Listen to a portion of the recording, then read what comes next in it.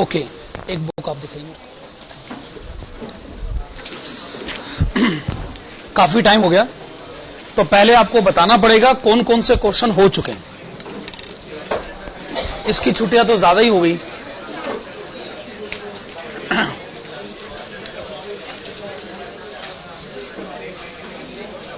Question number 1 to 5 के बाद 7, 8, 9, 10, 11 हुए,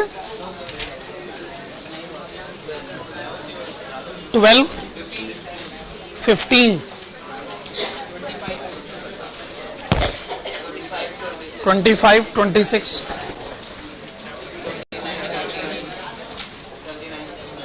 29, 30, 30 के बाद 54,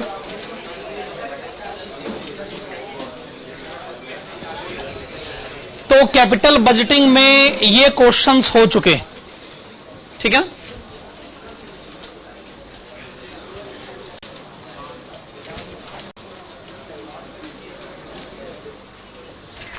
चलिए आप आइएगा पेज नंबर 84 पर। पेज नंबर 84 स्टार्ट करते हैं क्वेश्चन नंबर 11 से।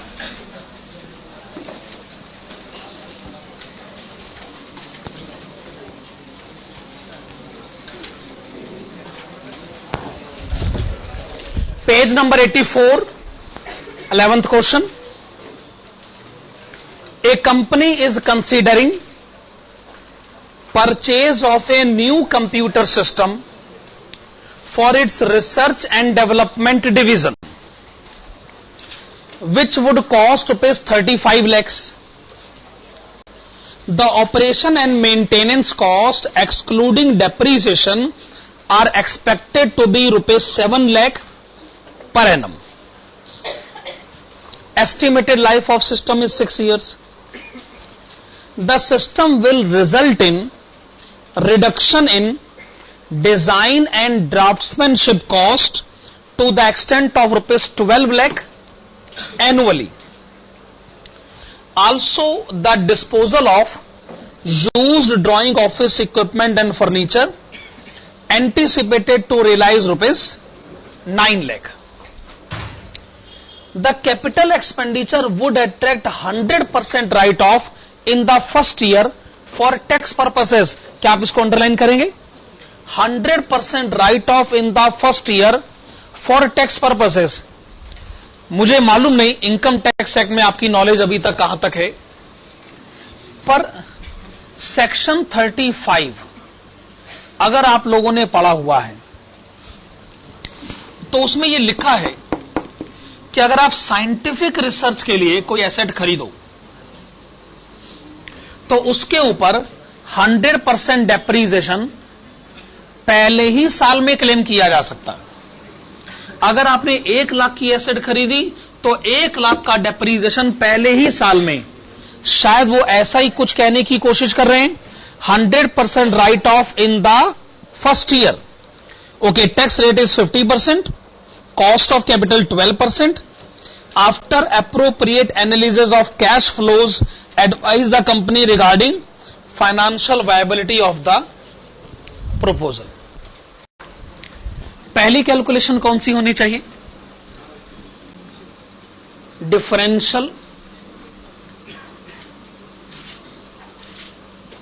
Initial cash outflow.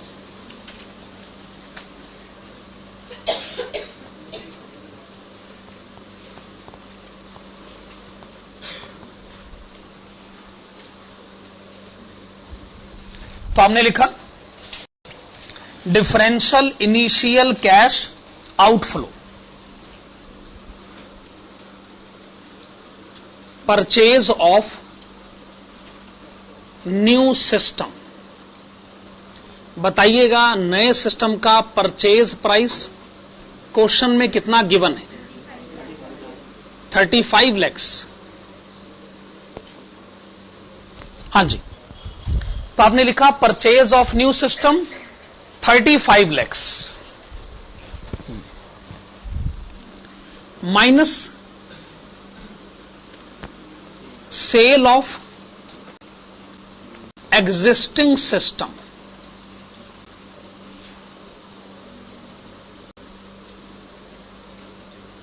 बताइएगा एग्जिस्टिंग सिस्टम को बेचकर क्या मिलेगा?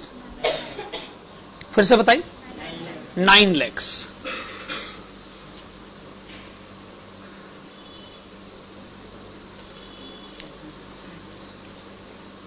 $26 lakhs।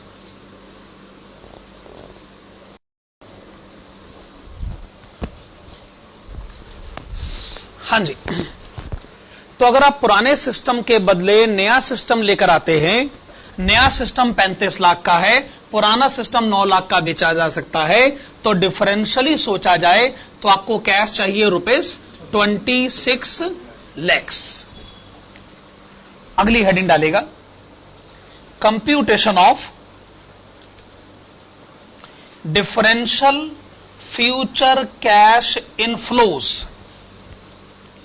Computation of differential future cash inflows.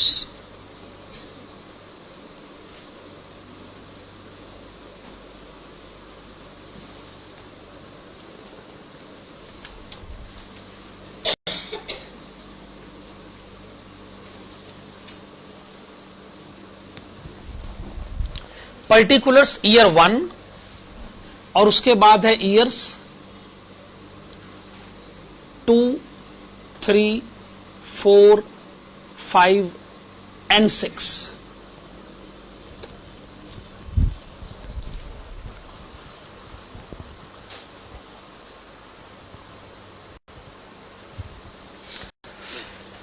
Well, आप ईयर 6 को सेपरेटली क्यों नहीं लिखना चाहते?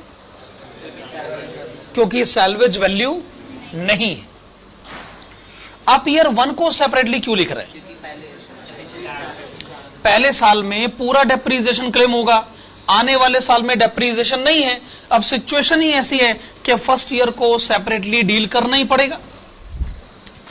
अब क्वेश्चन में एक जगह कहा गया है कि जो नया सिस्टम है वो पुराने सिस्टम के मुकाबले, क्वेश्चन कहता है saving in design and draftsmanship cost, ऐसा कुछ लिखा हुआ है, saving in design and draftsmanship cost. अब हमें क्या पता क्या डिजाइन क्या draftsmanship. Saving in design and draftsmanship cost कितनी सेविंग है वैसे बताएंगे? 12 लाख रुपए। तो हर साल की सेविंग आपने बताई 12 लाख रुपए। 12 लाख की सेविंग ईयर 1 में भी है, ईयर 2, 3, 4, 5, 6 हर साल है, हर साल है।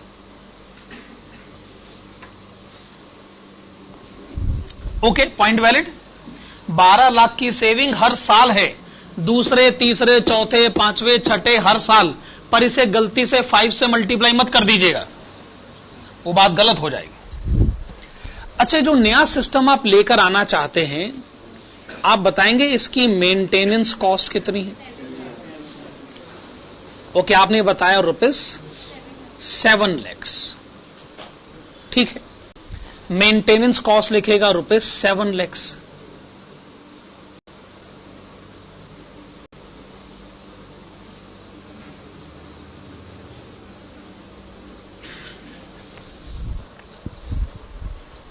आप अपने पॉजिटिव और नेगेटिव पॉइंट्स को इकट्ठा कर रहे हैं ना। Positive point saving in design and draftsmanship cost, negative point maintenance cost. अब क्या करें? Depreciation,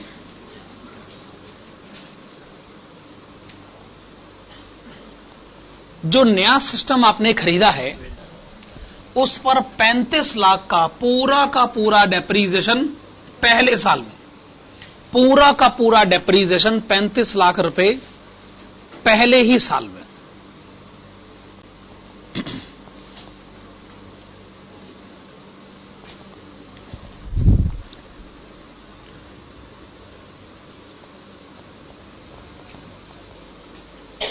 This way we are able to calculate increase in profit before tax. Okay, increase in profit before tax.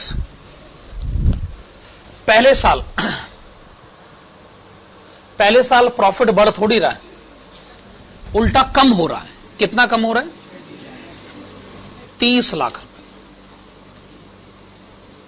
दूसरे, तीसरे, चौथे, पांचवें, छठे हर साल profit बढ़ रहा है। कितना प्रॉफिट बढ़ रहा है? 5 लाख। क्या ये सिचुएशन है? अच्छा, टैक्स का रेट क्वेश्चन में कितना दे रखा है? 50%।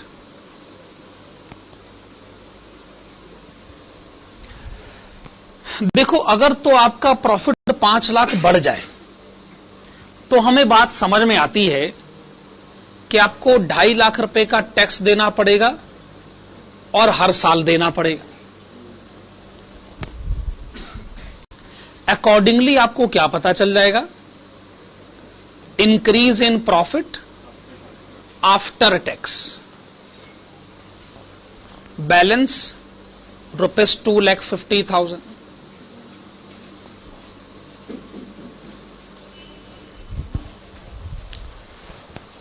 लेकिन पहले साल की सिचुएशन को दूसरे ढंग से समझिए। आपको याद होगा, हमने ऐसे कुछ क्वेश्चन करे हैं जिसमें एक साल का लॉस अगले साल चला जाता है और वो अगले साल की पॉजिटिव इनकम को एडजस्ट करता है और अगले साल हमको टैक्स की सेविंग करवा के देता है। मेरा मानना यह कि टैक्स अगले साल तभी बचाना चाहिए अगर क्वेश्चन कहे तो, और अगर क्वेश्चन साइलेंट है जैसा कि इस क्वेश्चन में है, हमें टैक्स की सेविंग उसी साल ले लेनी चाहिए। मैं क्या कहूंगा, जरूर ये 30 लाख का लॉस मेरे किसी दूसरे प्रॉफिट को 30 लाख रुपए एडजस्ट कर देगा। वो जो दूसरा प्रॉफिट 30 लाख का था उसके ऊपर 15 लाख का टैक्स जा रहा था। इस 30 लाख के लॉस की वजह से क्या वो 15 लाख रुपए का टैक्स बच जाएगा मेरा? तो आइए, पहले साल 30 लाख के लॉस की वजह से 15 लाख का टैक्स सेव किया जाए। क्या ये बात सही है? अगर 30 लाख का लॉस 15 लाख का टैक्स सेव कर सकता है तो इसका मतलब है कि लॉस घट के कितना रह गया? 15 लाख रुपए।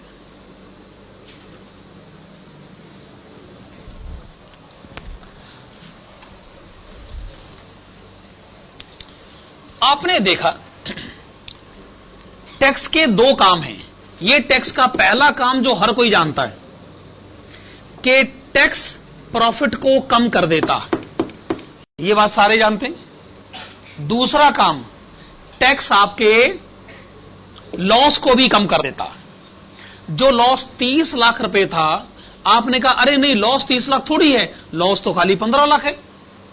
अकॉर्डिंगली आप कहते हैं प्रॉफिट 5 लाख थोड़ी है, प्रॉफिट तो खाली 2.5 लाख है। तो टैक्स ने दो काम करे, एक टैक्स ने आपके प्रॉफिट को कम कर दिया, दूसरा टैक्स ने आपके लॉस को भी कम कर दिया। खैर, अब आप एक काम करिएगा, आप डेप्रीसिएशन वाला जो अमाउंट है वो आप वापस ऐड कर दीजिए। जो आपने डेप्रीसिएशन पहले माइनस करा था, आप वो डेप्रीसिएशन वाला अमाउंट वापस ऐड करिए। कितना है? 35 लाख सिर्फ ईयर 1 में।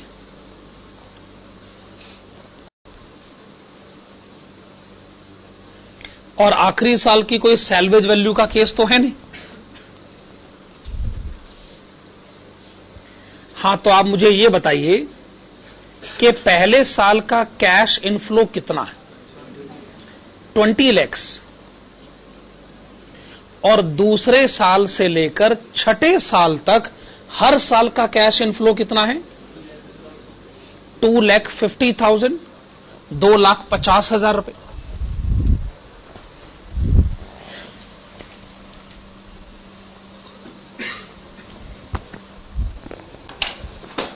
एनपीवी कैलकुलेट किया जाए। आप मुझे कॉस्ट ऑफ कैपिटल बताएंगे?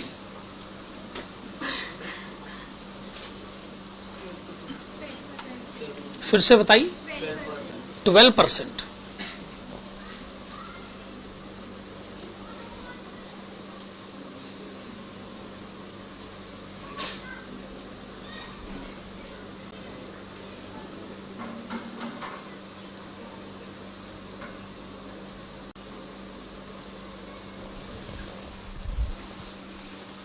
हाँ, तो पहले साल का कैश इनफ्लो है 20 लाख रुपए।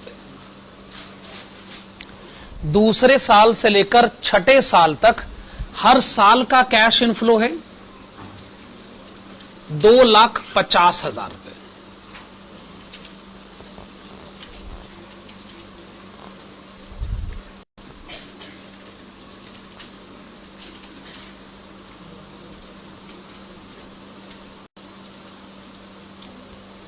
तो इस तरह आपको क्या पता चलेगा? Present value of cash in flows. आप इसमें से माइनस करिएगा इनिशियल कैश आउटफ्लो।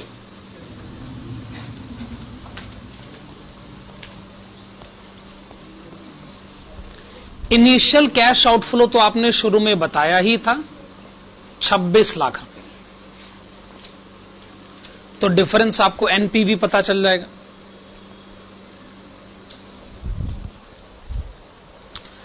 ओके, तो प्रेजेंट वैल्यू फैक्टर्स हमको अब ऑब्जर्व करने पड़ेंगे।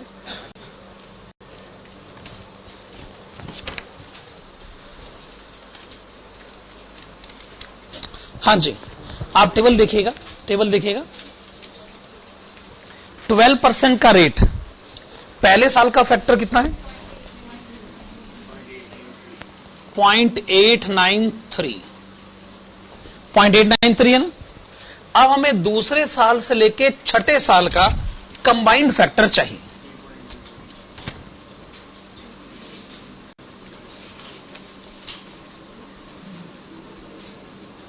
पीवीएएफ एट रेट ऑफ 12%, ब्रैकेट्स में लिखेगा ईयर्स 1 to 6, 4.111। आपने बताया 4.111 minus present value factor eight rate of 12% और ब्रैकेट में ईयर 1 0.893।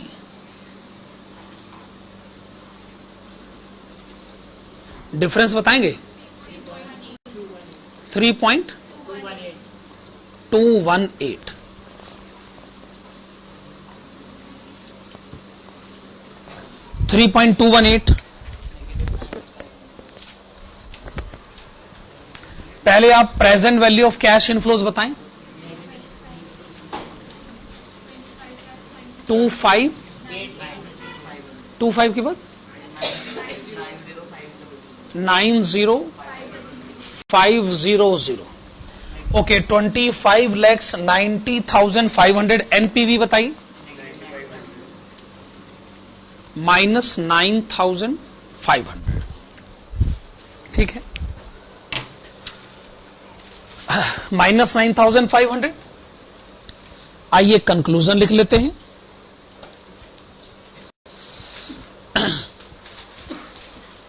कंक्लूजन में आप लिख लीजिएगा, since NPV is a negative amount, since NPV is a negative amount, the given investment decision, the given investment decision is not financially viable. Since NPV is a negative amount, the given investment decision is not financially viable. ठीक बात है?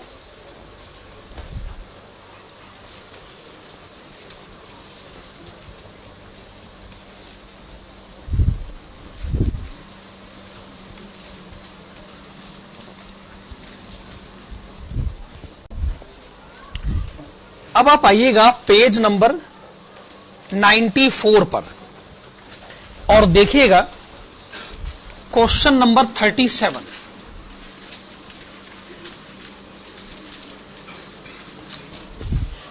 Page number 94, question number 37, बड़ा important question है, छोटा सा question है। ए company wants to purchase a plant which is available at rupees 3,35,200. The supplier is ready to supply the machine on 5 equal annual installment of rupees 90,000 payable at the end of each year. Is this proposal worthwhile if the required rate of return is 15%? If the annual installment is rupees 1,10,000, what will be your answer? What is the maximum annual installment that the company can afford? अब इसके answer में आप एक काम करिएगा, आप सबसे पहले लिखिएगा PVAF at rate of 15%, PVAF at rate of 15%, और ब्रैकेट्स में लिखेगा ईयर्स 1 to 5। देखिए एनुटी का टेबल आपके पास है, PVAF at rate of 15%, years 1 to 5, 3.352। Okay, आपने क्या लिखा? 3.352। ये आपने क्या बताया है? PVAF at rate of 15%, years 1 to 5, 3.352।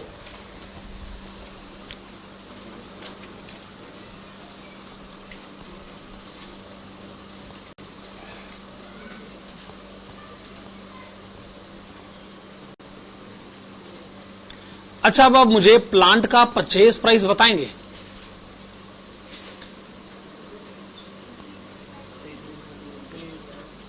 Okay, 3,35,200।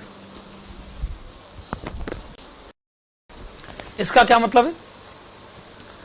आपके पास अगर इतने रुपए हैं तो आप पेमेंट करिए, प्लांट आपका हुआ।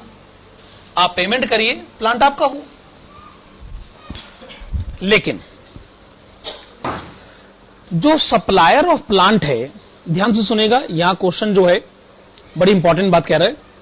जो सप्लायर ऑफ प्लांट है उसने कहा कि मैं आपको ये प्लांट इंस्टॉलमेंट पर देने को तैयार हूं। आपको इंस्टॉलमेंट देनी होगी 5, और हर एक इंस्टॉलमेंट में कितनी पेमेंट करनी होगी? 90,000 में। अब आप ही बताइए, अगर 90,000 की 5 पेमेंट करी जाए, कितनी पेमेंट हो गई? 4.5 लाख रुपए। 4.5 लाख हुई ना? तो अब आप ही बताइए, क्या आप 4.5 लाख की पेमेंट करने को तैयार है? क्या आप 4.5 लाख की पेमेंट करने को तैयार है?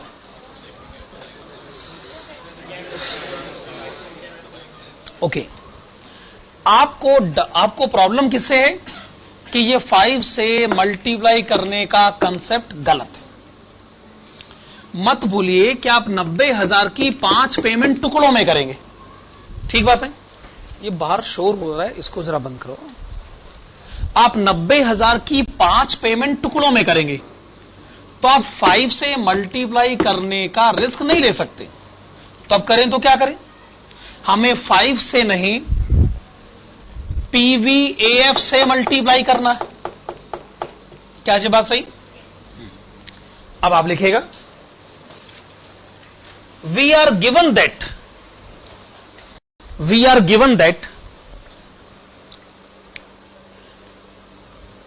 the plant can be acquired. The plant can be acquired under installment system. Under installment system in which in which installment of rupees 90,000 is to be paid each year. Installment of rupees 90,000 is to be paid each year for 5 years. Full stop. आगे लिखिएगा, the present value of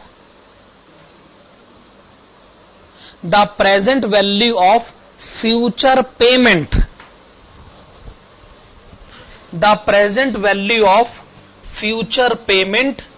under installment system, the present value of future payment under installment system is equal to 90,000 multiplied with 3.352. क्या ये बात सही? तो कितनी payment होगी? 301,680. तो अब ये तो मानिए ही मत कि आप 4.5 लाख की पेमेंट करते, आप ये मानिए कि जो आप पेमेंट करते हैं वो है सिर्फ 3,01,680. तो फिर यही ठीक है, हम क्यों 3,35,200 पे करें भाई? हम ज्यादा पेमेंट क्यों करें? हम उसी सिस्टम को पिक करना चाहेंगे कि जिसमें पेमेंट कम है. तो आप लिखिएगा, therefore it is advised to acquire the plant. Therefore it is advised to acquire the plant under installment system. It is advised to acquire the plant under installment system.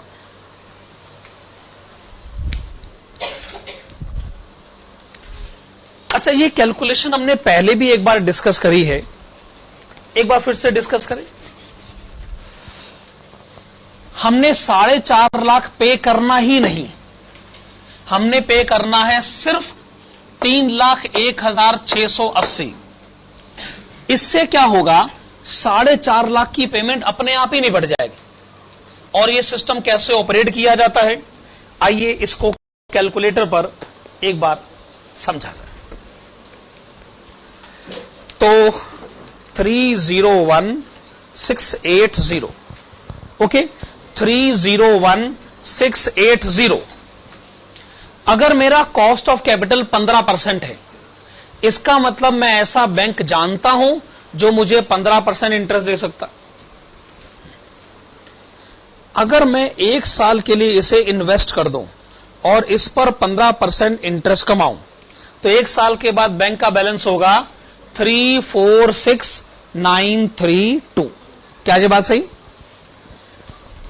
फिर आप क्या करेगा, 1 साल के बाद बैंक से 90,000 रुपए निकाल लीजिए. क्यों 90,000 क्यों निकालने? क्योंकि आपको इंस्टॉलमेंट पे करनी है ना. बैंक बैलेंस कितना हो गया? 256,932. इसको आप दूसरे साल के लिए इन्वेस्टेड रहने दें और इसके ऊपर दूसरे साल 15% इंटरेस्ट कमाए, तो दूसरे साल के आखिर में बैलेंस है 295,472. ओके, अब दूसरे साल के आखिर में आप बैंक में से 90,000 विड्रॉ करें, बैलेंस है 205,472. ओके, तीसरे साल इस पर 15% इंटरेस्ट कमाएं, तीसरे साल के आखिर में आ जाएं, इसमें से 90,000 रुपए विड्रॉ करें. चौथा साल शुरू हो गया, चौथे साल इस पर 15% इंटरेस्ट कमाएं, चौथे साल के आखिर में आ जाए और 90,000 विड्रॉ करें. पांचवें साल के शुरू का बैलेंस है 78,236. 5वें साल इस पर 15% इंटरेस्ट कमाएं। 5वें साल के आखिर में बैंक से 90,000 रुपए निकाल लें। बैलेंस है -28। क्या ये जीरो है? इसका मतलब बैंक ने कहा आप हमें आज दे दीजिए 3,01,680। आपकी ये 4.5 लाख की पेमेंट हम करेंगे। इसका मतलब मैं 4.5 लाख की इन्वेस्टमेंट थोड़ी कर रहा हूं, मेरी इन्वेस्टमेंट है सिर्फ 3,01,680 जो 3,35,200 से कम है। तो इंस्टॉलमेंट को खरीदना सही ऑप्शन नहीं है, सॉरी, प्लांट को खरीदना सही ऑप्शन नहीं है। सही ऑप्शन यह है कि उसे इंस्टॉलमेंट पर लिया जाए। आगे क्वेश्चन पढ़िए। अगर एनुअल इंस्टॉलमेंट 1,10,000 होती तो आपका फैसला क्या होता? लिखेगा, write down. On the other hand, if annual installment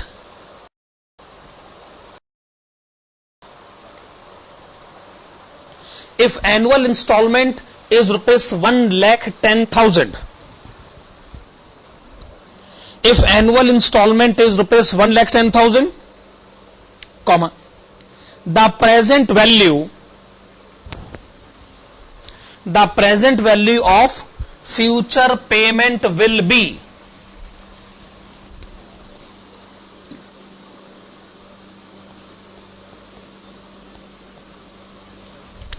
तो आपको 1,10,000 की 5 पेमेंट करनी होगी, 5 पेमेंट, लेकिन मल्टीप्लाई आप किससे करेंगे? 3.352 से। क्या ये बात सही है? आपको 1,10,000 की 5 पेमेंट करनी होगी, मल्टीप्लाई करेंगे 3.352 से, 36827, सॉरी 368,720।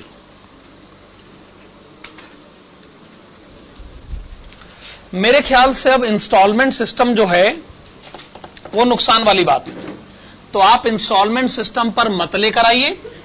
बेहतर होगा कि आप प्लांट को खरीद लीजिए और पेमेंट करिए 3,35,200 रुपए। तो आप लिखिएगा, hence under this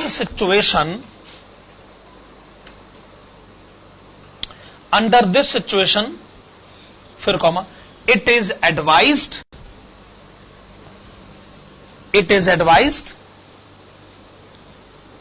to purchase the plant. Under this system, it is advised to purchase the plant by making initial payment of rupees 3,35,200। ठीक है, क्वेश्चन की लास्ट लाइन पढ़िएगा।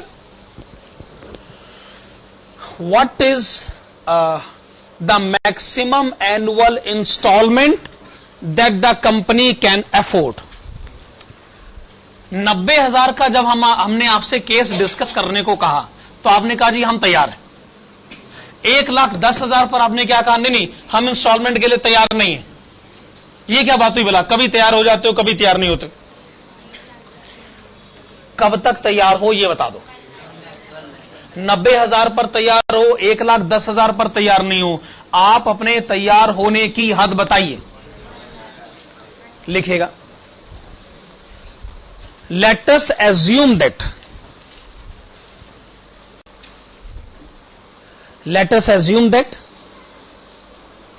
maximum installment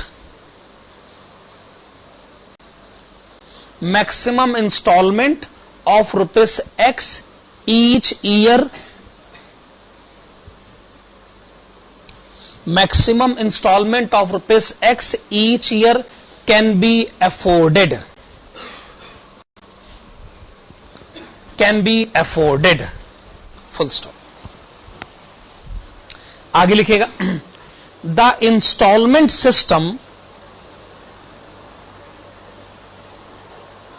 the installment system can be selected,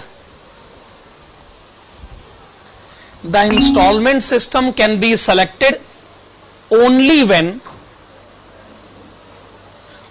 when the following condition is satisfied, only when the following condition is satisfied। Condition देखिएगा, आप कहते हैं instalment है ₹X each year for 5 years, पर आप इसे 5 से मल्टीप्लाई नहीं करेंगे, आप किससे मल्टीप्लाई करेंगे? 3.352 से। तो ये है इंस्टॉलमेंट वाला आंसर। क्या ये बात मैं सही कर रहा हूं? ये है इंस्टॉलमेंट वाला आंसर, और इंस्टॉलमेंट वाला आंसर कम होना चाहिए। आपने यहां पर इंस्टॉलमेंट के सिस्टम को हां क्यों करी थी?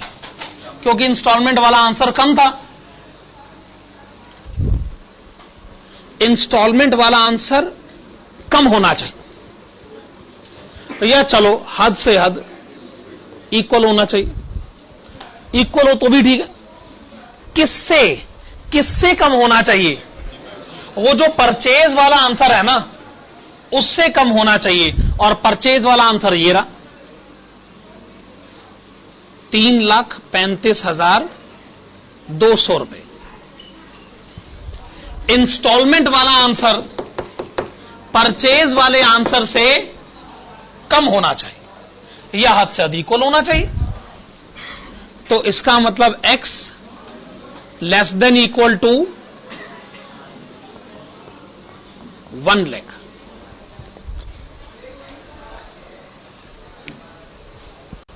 x less than equal to 1 lakh. तो आप लिखेगा देयरफॉर मैक्सिमम एनुअल इंस्टॉलमेंट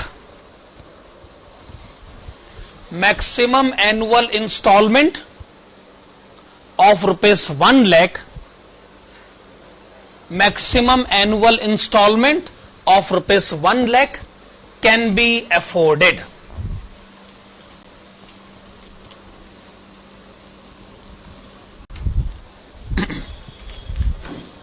ये क्वेश्चन नंबर 37 का आंसर हो गया।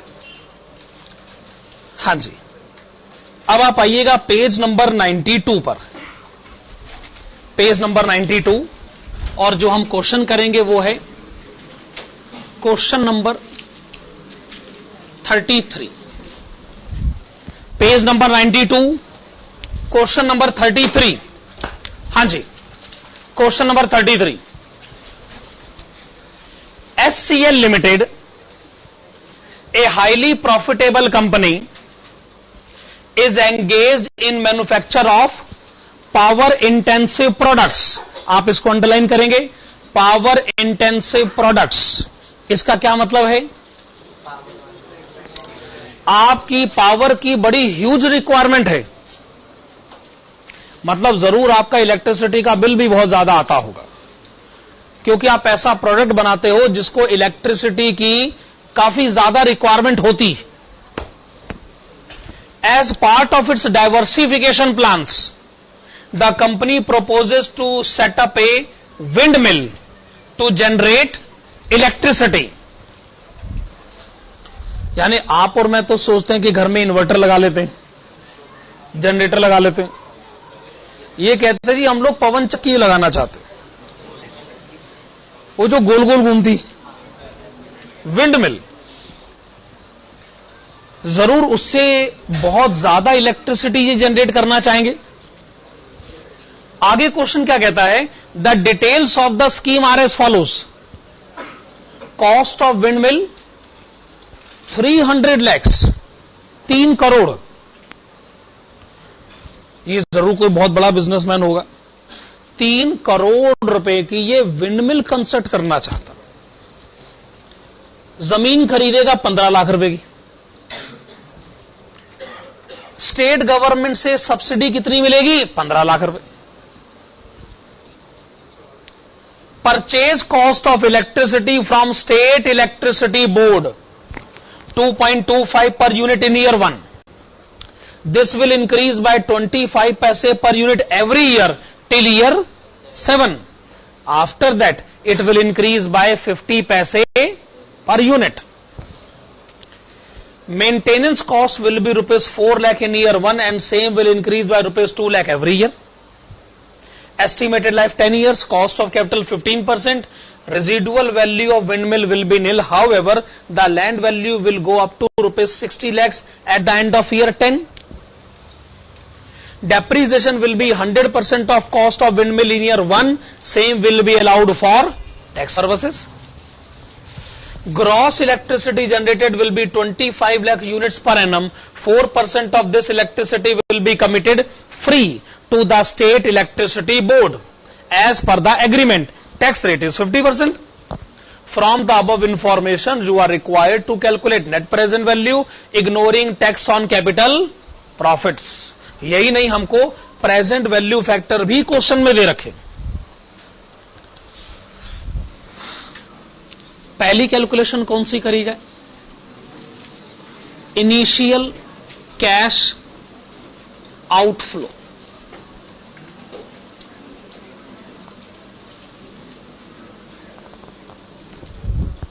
लिखेगा इनिशियल कैश आउटफ्लो। अगर आप ये काम करते हैं तो आपको अभी इनिशियली इसी समय कितना कैश चाहिए?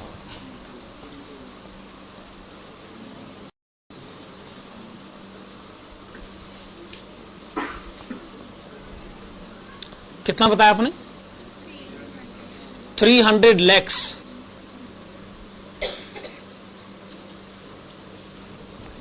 Okay, 300 lakhs। और बताइए, किसी और काम के लिए भी कैश चाहिए हो तो बता दीजिए। लैंड खरीदने के लिए भी आपको कैश चाहिए। कितना कैश चाहिए? 15 lakhs।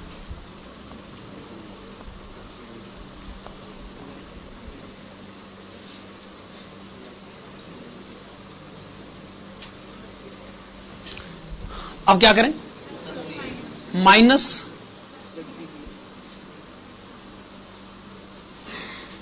Subsidy received.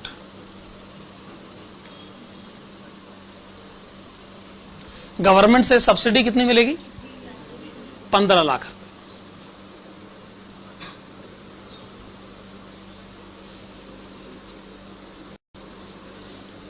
तो फिर आप मुझे बताइए कि आपको इनिशियल कैश चाहिए कितना? 300 lakhs। ठीक है, पहला काम आपने मुझे यह बता दिया है कि इनिशियली आपको कैश कितना चाहिए। आपको कैश चाहिए 300 लाख रुपए। जो सब्सिडी आपको गवर्नमेंट से मिल रही है उसका क्रेडिट आप ले चुके हैं। नेट आपको कैश चाहिए 300 lakhs। ओके, ये कैलकुलेशन तो आपके लिए काफी आसान थी ना। दूसरी कैलकुलेशन, हेडिंग डालेगा computation of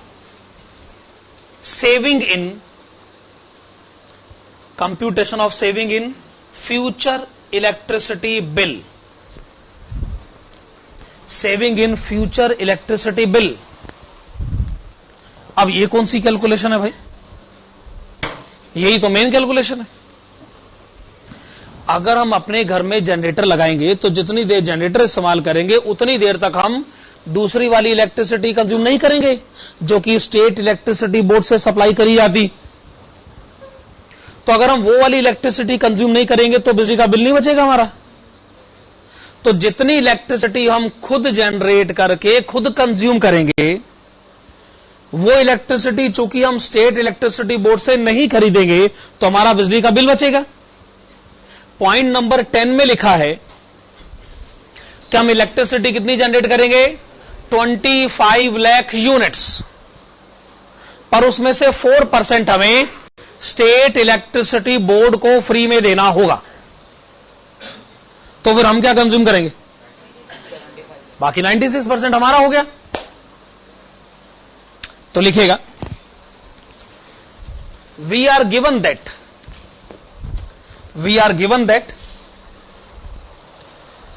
25 lakh units of electricity,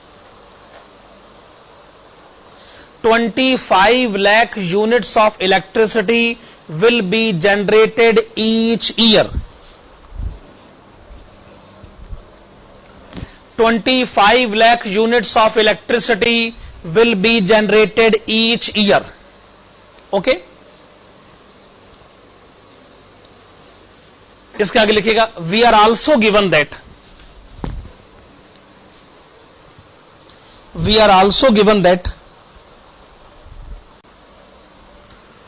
4% of 25 lakh units,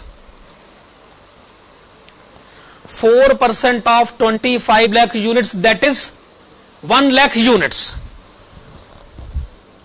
that is 1 lakh units will be given to the state electricity board.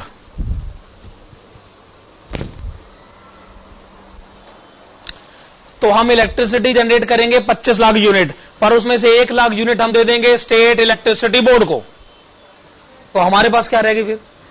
बाकी बची 24 लाख यूनिट, वो फिर हम खुद कंज्यूम कर लेंगे। तो आप लिखेगा hence we will be able to consume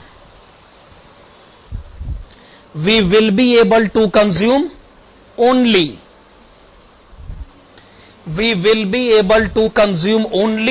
24 lakh units. We will be able to consume only 24 lakh units of self-generated electricity. 24 lakh units of self-generated electricity. Full stop. Therefore, the amount of saving in future electricity bill is computed below. The amount of saving in future electricity bill is computed below.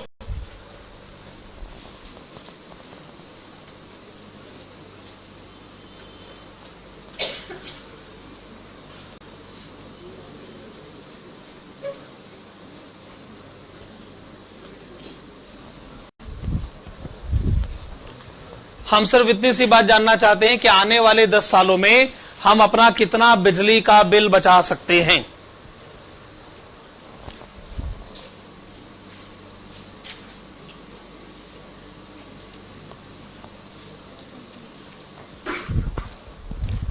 देखिए, ये 24 lakh units आपने खुद generate करी, खुद consume करी। ये 24 lakh unit अगर आपको स्टेट इलेक्ट्रिसिटी बोर्ड से खरीदनी पड़ जाती, ये 24 लाख यूनिट अगर आपको स्टेट इलेक्ट्रिसिटी बोर्ड से खरीदनी पड़ जाती, तो पॉइंट नंबर 4 में लिखा है कि वो आपको एक एक यूनिट देते ₹2.25 के रेट पर।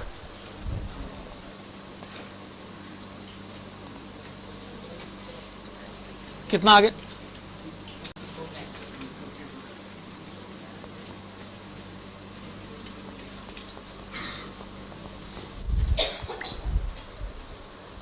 भाई साहब, आपका बिजली का बिल पता है कितना बच रहा है? 54 लाख रुपए। आपका बिजली का बिल कितना है ये मैं नहीं बता रहा हूं, इतना तो आप बचाओगे। इससे पता चलता है कि आप कितनी इलेक्ट्रिसिटी कंज्यूम करते हैं। यानी पहले साल का बिजली का बिल 54 लाख रुपए बच सकता है अगर ये 24 लाख यूनिट आप खुद जनरेट करो। तो उनसे लोगे, वो तो 54 लाख का बिल आपके घर पहुंचा देंगे। अगर आपको वो 54 लाख का बिल बचाना है तो आप ये काम कर डालो, ह्यूज सेविंग है। नहीं, मैं तो पहले ही कह चुका हूं कि ये किसी छोटे मोटे बिजनेसमैन का केस डील नहीं हो रहा जिसका बिजली का बिल ही 54 लाख रुपए आता हो। आप सोच लीजिए कि वो कितना बड़ा बिजनेसमैन होगा। अच्छा, उसके बाद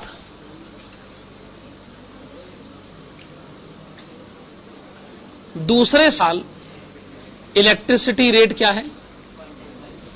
₹2.50 पर यूनिट, क्योंकि ये भी क्वेश्चन में लिखा है कि हर साल इलेक्ट्रिसिटी का रेट पर यूनिट 25 पैसे बढ़ जाना है, तो दूसरे साल की सेविंग ₹2.50 के रेट पर होगी 60 लाख।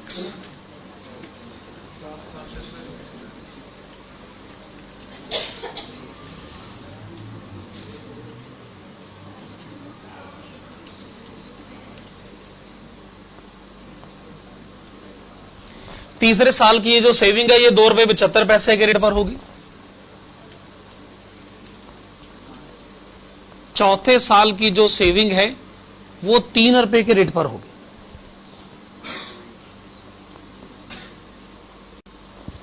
पांचवें साल की जो सेविंग है वो होनी चाहिए ₹3.25 के रेट पर।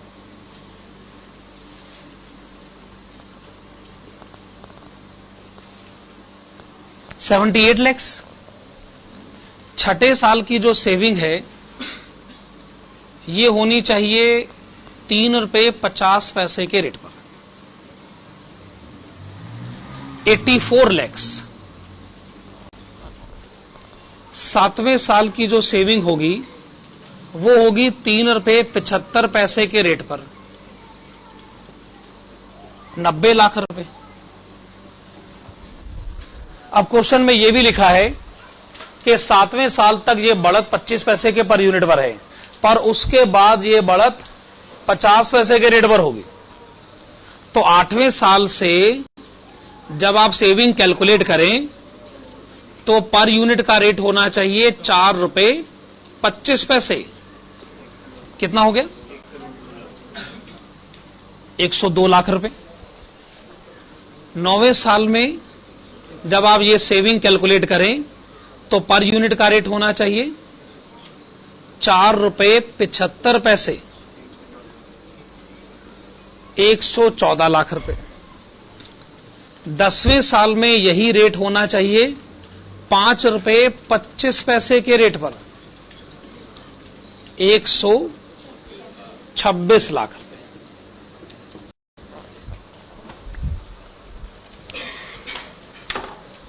आने वाले 10 सालों में इलेक्ट्रिसिटी की अच्छी खासी सेविंग है, लेकिन ये सिक्के का एक पहलू है। अभी और भी बड़ी सारी बातें हैं कि जिनके बारे में हमको सोचना है। वैसे सवाल है क्या? सवाल क्या है कि क्या हमें विंडमिल कंस्ट्रक्ट करने के इस एडवेंचर को एग्जीक्यूट करना चाहिए या एग्जीक्यूट नहीं करना चाहिए। हम एनपीवी कैलकुलेट करेंगे, अगर वो पॉजिटिव आ गया तो हम हां कर देंगे, हमारी तरफ से इन्वेस्टमेंट हो जानी चाहिए, वरना हम ना करते। क्या ये बात सही है? हेडिंग डालेगा कंप्यूटेशन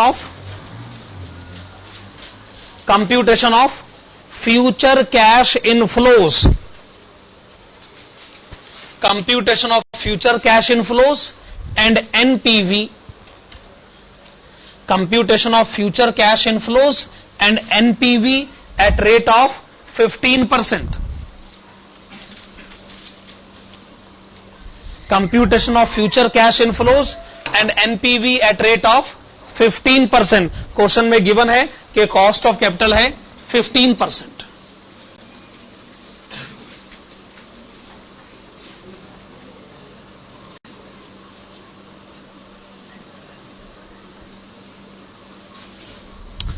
मैं आपको बता दूं कॉलम्स इसमें काफी सारे बनेंगे। देखो, सारे पॉजिटिव और नेगेटिव पॉइंट्स का कंपैरिजन होता है। आपका एक ही पॉजिटिव पॉइंट है कि फ्यूचर में इलेक्ट्रिसिटी बिल सेव किया जा सकता है, ये तो हम जानते ही हैं। अब जरा नेगेटिव पॉइंट्स के बारे में बात कर ली जाए। ये जो सिस्टम आप ऑपरेट करेंगे, इस सिस्टम की खुद की एक मेंटेनेंस कॉस्ट है।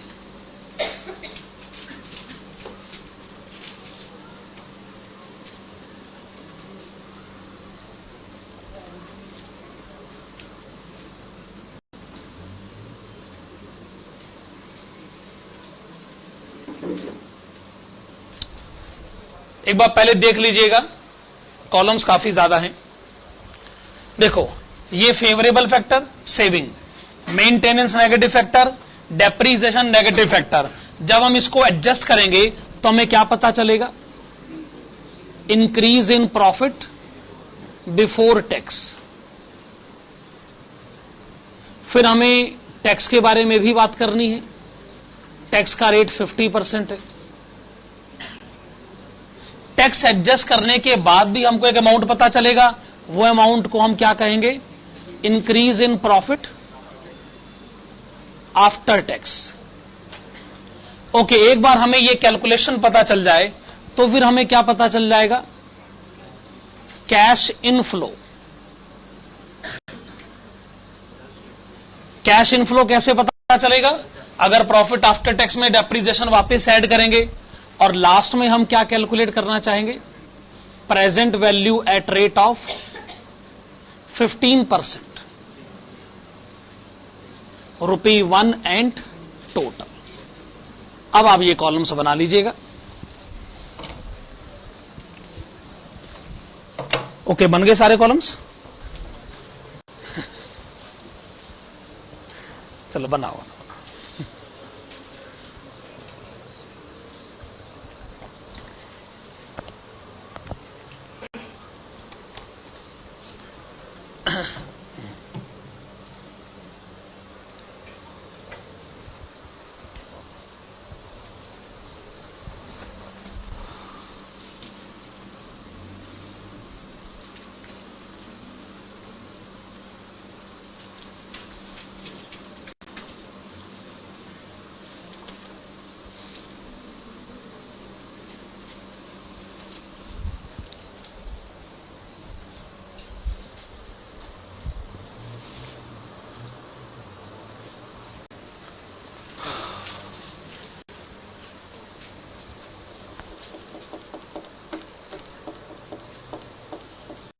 ओके, शुरू किया जाए फिर।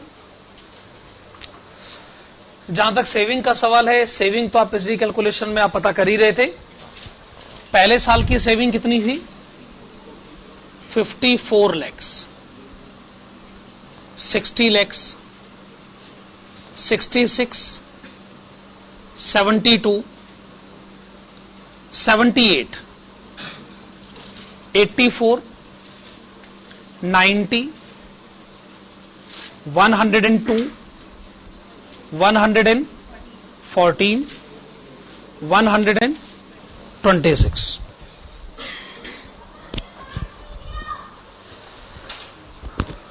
सेविंग्स तो आप पिछली कैलकुलेशन में पहले ही पता कर चुके हैं, तो आपने सबसे पहला काम सेविंग रिकॉर्ड करी। मेंटेनेंस के बारे में बात करें, कौन सा पॉइंट पढ़ा जाए?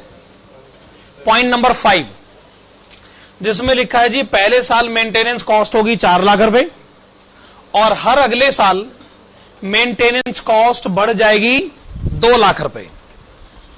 पहले साल मेंटेनेंस कॉस्ट होगी 4 लाख रुपए और हर अगले साल अगर वो 2 लाख रुपए बढ़ जाए तो समझिए दूसरे साल 6 लाख, तीसरे साल 8 लाख,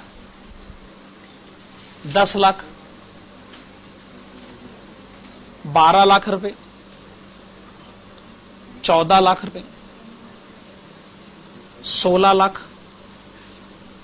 18 लाख रुपए, 20 लाख रुपए, 22 लाख रुपए। ओके, क्या ये बात अपने आप में सही है?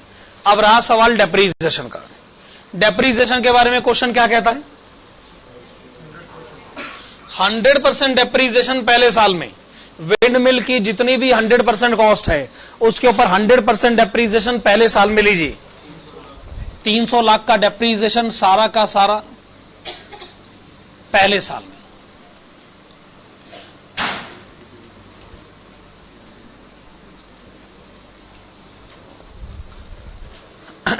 ओके, यहां तक कैलकुलेशन ठीक है। Now come two year 1। पहले साल 54 लाख की सेविंग है, 4 लाख की मेंटेनेंस, 300 लाख का डेप्रीसिएशन, तो प्रॉफिट बढ़ेगा नहीं, कम हो जाएगा। कितना कम हो जाएगा? 250 लाख। क्या ये हमने ठीक लिखा? पहले साल प्रॉफिट बढ़ेगा नहीं, कम हो जाएगा। कितना कम हो जाएगा? 250 लाख रुपए। कैलकुलेशन ठीक है।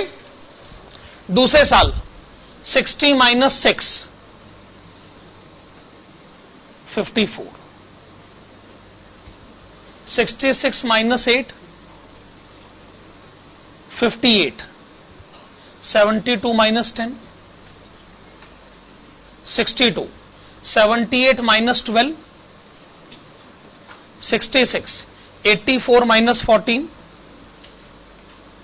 70, 90 minus 16, 102 minus 18, 84, 114 minus 20, 94, लास्ट में 104. ओके. अब जी पहले साल के लॉस का क्या करें? कैरी फॉरवर्ड हम नहीं करना चाहते. जब क्वेश्चन ने नहीं कहा तो हम क्यों कैरी फॉरवर्ड करें? हम तो पहले साल के लॉस पर टैक्स का एडवांटेज पहले ही साल में लेंगे. अगर 250 लाख का लॉस है, टैक्स का रेट अगर 50% है, तो पहले साल कितना टैक्स सेव किया जा सकता है? 125 लाख. अगर 250 लाख का लॉस है तो 125 लाख का टैक्स सेव करिए. इस वजह से लॉस घट के कितना रह जाएगा? 125 लाख. Point valid. पिछले क्वेश्चन की तरह 250 लाख के लॉस पर 125 लाख का टैक्स सेव करिए, लॉस घट के रह गया 125 लाख. बाकी तो फिर बहुत आसान है, फिर तो आप आधा आधा टैक्स देते जाइए. दूसरे साल 27 लाख का टैक्स दीजिए.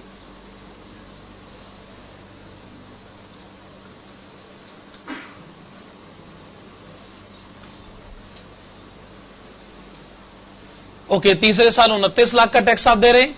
चौथे साल 31 लाख.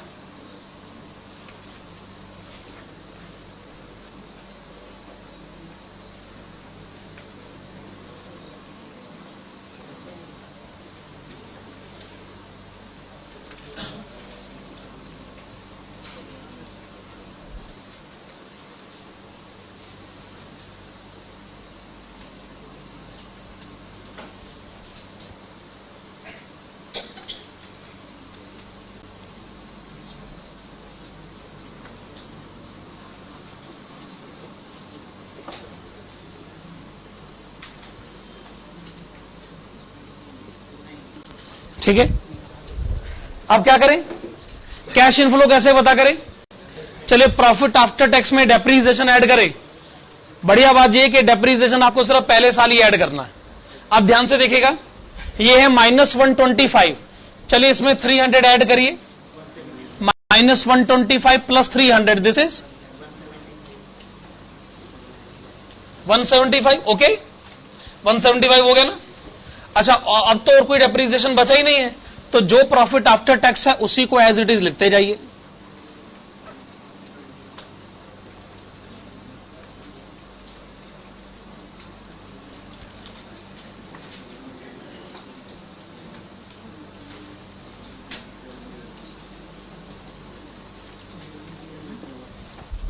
हाँ जी, बस आखिरी साल में आके आप थोड़ा रुक गए.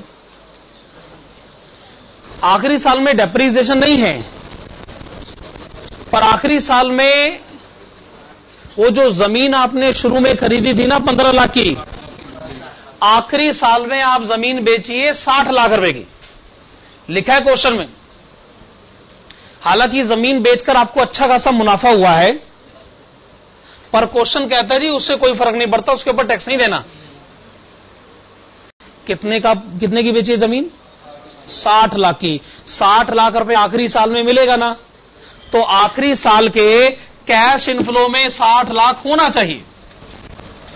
52 में 60 ऐड करिए, 112. क्या ये बात सही है? मैंने असल में जो जमीन बेची है 60 लाख रुपए की, मैंने वो 60 लाख रुपए 10वें साल के कैश इनफ्लो में ऐड करे हैं, इसलिए वो 112 लाख रुपए आ गया. 52 लाख तो था ही, 60 लाख मैंने ऐड कर दिया. प्रेजेंट वैल्यू फैक्टर क्वेश्चन में गिवन है 0.87, 0.76, 66, 57,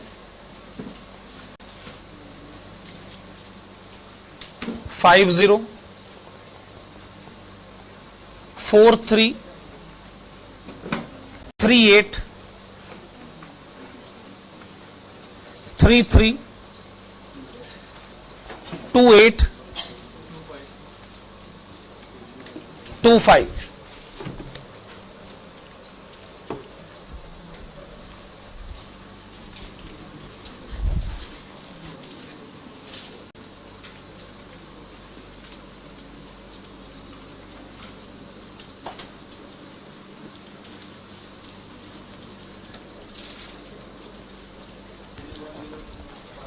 Present value of cash inflows 310.21 lakhs। Okay 310.21 lakhs ये है present value of cash inflows. आप इसमें से माइनस करिएगा initial cash outflow.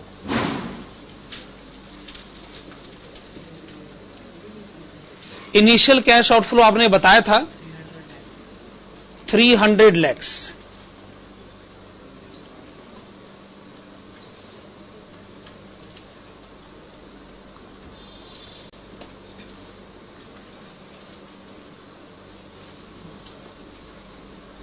NPV 10.21 lakhs। ठीक है, एनपीवी पॉजिटिव आ गया हमारी तरफ से, यहां है तो लिख दीजिए हां, मतलब इंग्लिश में लिख लीजिए since NPV is a positive amount, since NPV is a positive amount the given investment decision is financially viable.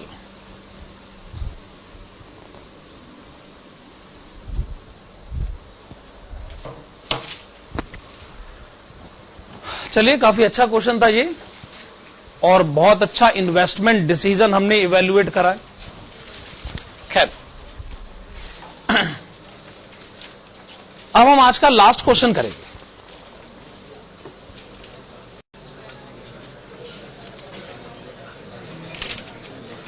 और वो है क्वेश्चन नंबर 34। क्वेश्चन नंबर 34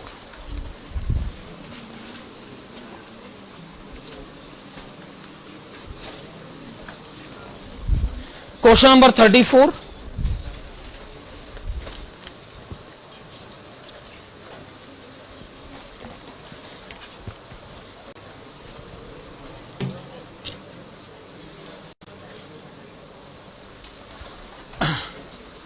अब क्या अगले संडे से ऐसे करा जाए कि जैसे हर बार कॉस्टिंग एफएम की 2-2 घंटे की क्लास होती है, संडे की क्लास भी क्या 2 घंटे कॉस्टिंग 2 घंटे एफएम की करी जाए।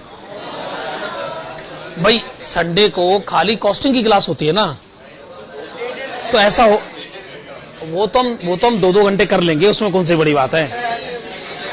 मतलब वो तो एक सेपरेट इशू है ना असल में। अगर ऐसा करा जाए कि कॉस्टिंग की क्लास ब्रेक से पहले, एफएम की क्लास ब्रेक के बाद, इससे क्या फर्क पड़ता है। इससे क्या होगा कि एफएम का कोर्स भी थोड़ा और तेजी से आगे बढ़ेगा ना। बाकी आधा घंटा दोनों का बढ़ा लेंगे, है ना, उसे अपने आप बात सेटल हो जाएगी। मतलब ये एक आइडिया है मेरी तरफ से।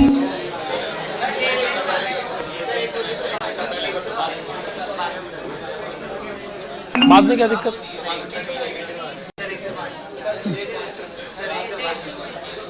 अच्छा, ऐसा अगले हफ्ते बात करेंगे। अभी आपने एक तरीके से सहमति दे दी है, लेकिन फिर भी अभी हमारे पास टाइम, अगले हफ्ते बात करेंगे। वैसे आपकी तरफ से सहमति है ना। Question number 34, question number 34 okay. और ये कल की क्लास के लिए नहीं मैं कह रहा हूं, अगले संडे से कह रहा हूं। पहले से बता देना अच्छा रहता है सर, फिर तब तक आप अपने आप को मेंटली प्रिपेयर भी कर लोगे ना। Okay, question number 34। A company has just installed machine x at cost of ₹2 lakh the machine has 5 years life with no residual value. The annual volume of production is estimated at 1,50,000 units, which can be sold at ₹6 per unit. Annual operating costs are estimated at ₹2 lakh, excluding depreciation at this output level. Fixed costs are estimated at ₹4,50,000. A company has just come across another model called machine Y, capable of giving the same output at annual operating cost of ₹1,80,000 exclusive of depreciation. The company has an offer for sale of machine X at ₹1 lakh, but cost of dismantling and removal will amount to ₹30,000. As the company has not yet commenced operations, it wants to sell machine X and purchase machine Y. 9 Gems Limited, ये actually company का नाम है, will be a zero tax company for several years, 7 years, in view of several incentives and allowances available. Cost of capital may be assumed to be 14%. Present value factor for 5 years are as follows: year 1, 2, 3, 4, 5. Advise whether the company should opt for replacement. And number 2, will there be any change in your view of machine X has not been installed, but the company is in the process of selecting one or the other machine. इस question में एक जगह लिखा गया है zero tax company. आप इसका मतलब जानते हैं? जीरो टैक्स कंपनी, इसका क्या मतलब? टैक्स नहीं पे करना है, यही इसका मतलब है ना. इसका दूसरा मतलब बताइए. तो आपने पहला मतलब बताया. हाँ, लॉस होगा तो उसके ऊपर टैक्स की सेविंग भी नहीं ली जा सकती है. असल में क्या है कि फायदे वाली बात जो है ना, हम लोग बड़ी आसानी से समझ लेते, और नुकसान वाली बात जानने के लिए हमें इंटेंशन को समझना पड़ता. मैं आपको इंटेंशन का मतलब ध्यान से समझाता हूं. इनकम टैक्स लॉ जब बनाया जाता है, जिसने भी बनाया है बड़ी चालाकी से बनाया है, ताकि एसएससी को सिर्फ वही बातें बताई जाए जो उसको ज्यादा अच्छी समझ में आती और अंदर की बातें छुपा ली जाए. कैसे होता है ये? बड़ा सिंपल सा एग्जांपल मैं आपको देता हूं. कैपिटल गेन का जो चैप्टर है, उसमें कैपिटल एसेट का कंसेप्ट बताया जाता है, जो सेक्शन 2 सब सेक्शन 14 में है. हमें बताया गया है कि दुनिया में सारी एसेट्स कैपिटल एसेट होती हैं, जिसको भी बेचो कैपिटल गेन आ जाता है, सिवाय उन एसेट्स को छोड़कर कि जिनके बारे में कहा गया है कि वो कैपिटल एसेट नहीं होती. और जो कैपिटल एसेट नहीं होती है, उसमें एक एसेट का नाम है पर्सनल इफेक्ट्स. पर्सनल इफेक्ट्स का मतलब, जैसे आपने अपने घर का टीवी बेच दिया, अपने कपड़े बेच दिए, जूते बेच दिए, घर के बर्तन बेच दिए, ये सब पर्सनल इफेक्ट्स है. चलो घर का टीवी बेच दिया, तो एक्ट में लिखा है जी पर्सनल इफेक्ट कैपिटल एसेट नहीं होता, इसके बेचने पे कैपिटल गेन नहीं होता. तो सब लोगों ने क्या सुना? घर का टीवी बेच दो, जो प्रॉफिट होगा उस पर टैक्स नहीं देना. अब आप बताओ, किसी ने आज तक घर का टीवी प्रॉफिट पर बेचा भी है? 10,000 का टीवी खरीदकर किसने आज तक 12,000 में बेचा भी है? कोई हो तो बताइए सर. हुआ ये होगा कि सब लोगों ने टीवी लॉस पर बेचा होगा. तो गवर्नमेंट ने चालाकी चली, उन्होंने कहा जी हम इसको कैपिटल एसेट नहीं मानते. आपने सोचा चलो अच्छा है, इनकम पर टैक्स नहीं देना. गवर्नमेंट मुस्कुरा रही है, लो पागल है, सोच रहा है प्रॉफिट पे टैक्स नहीं देना. अबे प्रॉफिट तुझे होगा ही नहीं कभी. असल में हमारा इरादा यह है कि हम आपके लॉस को काउंट नहीं करना चाहते, क्योंकि अगर हम कैपिटल एसेट नहीं मानेंगे तो उसका लॉस ही नहीं माना जाएगा, और इसका लॉस किसी और पॉजिटिव इनकम को सेट ऑफ भी नहीं कर सकता है. तो हमने तुम्हारे लॉस को मानने से मना कर दिया, और तुम गलतफहमी में ये सोच रहे हो कि प्रॉफिट नहीं माना जा रहा है। ऐसा बिल्कुल भी नहीं है। ये गवर्नमेंट की चालाकी है कि नहीं? आगे सुनिए, गवर्नमेंट की चालाकी का सबसे बड़ा सबूत, गवर्नमेंट को पता चल गया कि एक एसेट ऐसी है कि जिसकी कीमत बढ़ सकती है। गोल्ड, डायमंड ज्वेलरी, तो सीधा लिख दिया गया, देखो जी वैसे सारी पर्सनल इफेक्ट्स कैपिटल एसेट नहीं होती हैं, गोल्ड डायमंड ज्वेलरी को छोड़कर। ले, ये तो बहुत अच्छी बात है भाई, कितनी गलत बात है। तो गोल्ड को क्यों कैपिटल एसेट माना गया? क्योंकि इसकी कीमत बढ़ती है। अब एक आदमी कहता है जी मैंने गोल्ड बेचा प्रॉफिट पर और मैंने घर का टीवी बेचा लॉस पर, वो कहता है जी एडजस्ट कर लेते हैं। गवर्नमेंट कहती है भूल जाओ,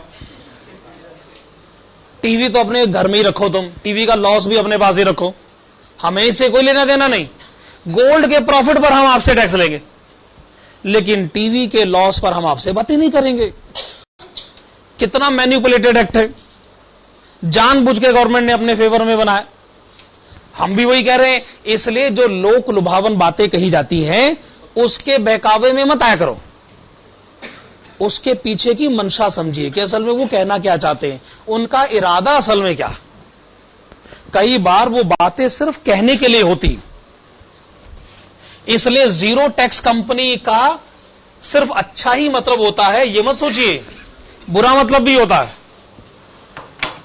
जिस कंपनी का प्रॉफिट ही कभी नहीं होता, वो कहता जी आप मुझे जीरो टैक्स कंपनी का लालच क्यों दे रहे हो, मैंने कभी प्रॉफिट कमाना नहीं, टैक्स मैंने देना नहीं। उल्टा लॉस पर जो टैक्स के एडवांटेज हम क्लेम कर सकते थे, वो एडवांटेज जरूर हाथ से चले जाएंगे। तो जीरो टैक्स कंपनी बुरी बात भी हो सकती है। खैर चलिए आइए क्वेश्चन के फर्स्ट पॉइंट को शुरू करते हैं। हां, क्वेश्चन का फर्स्ट पॉइंट समझिएगा। क्वेश्चन का फर्स्ट पॉइंट कुछ यूं है, मान लीजिए आपने अभी थोड़े दिन पहले मोटरसाइकिल खरीदी और 2 ही दिन में आपको लगा कि जी ये मैंने क्या फैसला कर दिया, बहुत गलत फैसला हो गया, मुझे तो मोटरसाइकिल खरीदनी नहीं चाहिए थी, मुझे तो वो 2 व्हीलर खरीदना चाहिए था। 2 व्हीलर वाले वो जो दूसरा वाला, वैसे तो मोटरसाइकिल भी 2 व्हीलर ही होती है यार, मैं आपको एग्जांपल दे रहा हूं, आप कहां किस डायरेक्शन में लेके जा रहे हो। अच्छा चलो उल्टा कर दो, आपने स्कूटर खरीदा, 2 दिन के बाद लगा ये मैंने क्या कर दिया, मुझे तो मोटरसाइकिल खरीदनी चाहिए। अब ठीक है एग्जांपल। अच्छा देखो, एक गलती तो आपसे हुई, आपने कहा जी मैं दूसरी गलती करूंगा, क्या, मैं गलती को सुधारूंगा। अच्छा कैसे, मैं स्कूटर बेच देता हूं, 2 दिन पहले खरीदा था, आज बेच देता हूं, अब मैं मोटरसाइकिल खरीदूंगा। क्या आपको लगता है कि आपका यह फैसला अब सही हो सकता? अगर आपको सही फैसला लेना था तो पहले ही सोच समझ के फैसला सही लेना था। अब तो ऐसा लग रहा है कि आपने पहले गलती करी, उसके बाद आप एक दूसरी गलती करने जा रहे हैं। यही क्वेश्चन में 2 सवाल हैं। पहला सवाल, क्या मशीन एक्स के बदले हमें मशीन वाई को लाना चाहिए? दूसरा सवाल, अगर हमने पहले मशीन एक्स नहीं खरीदी होती और हम फैसला ले रहे होते कि मशीन एक्स खरीदें या वाई खरीदें, तब आपका फैसला क्या होता? क्या ये दोनों सवाल समझ में आ रहे हैं?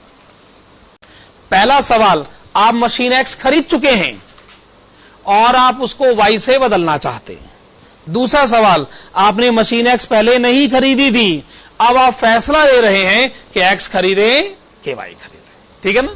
चलिए आइए पहले सवाल का जवाब शुरू करते हैं। लिखेगा number 1,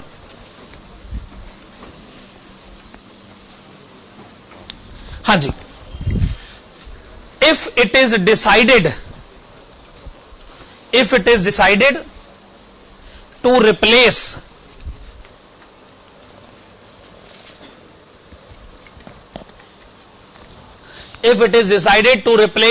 machine X by machine Y,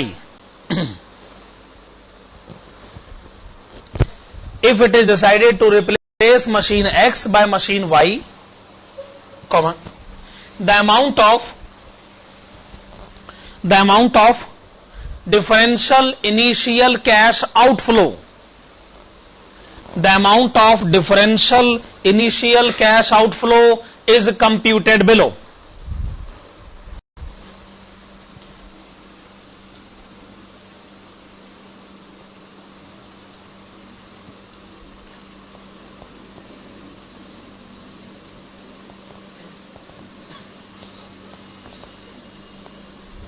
बताइएगा मशीन वाई का परचेज प्राइस कितना है?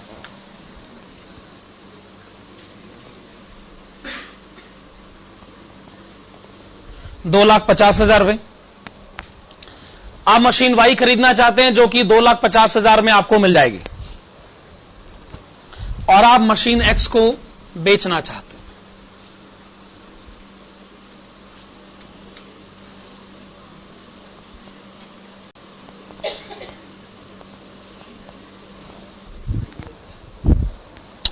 मशीन एक्स जो कि अभी आपने 1-2 दिन पहले ही 2 लाख की खरीदी, आज आप उसे बेचने के लिए जाओगे तो 1 लाख ही मिलेगा। अब ये भी क्वेश्चन बड़ा अनरीजनेबल है। तो अभी 1 दिन पहले 2 लाख की खरीदी है, आज हम बेचने गए तो बाजार में 1 लाख का बायर हमें मिला। कितनी अजीब बात है।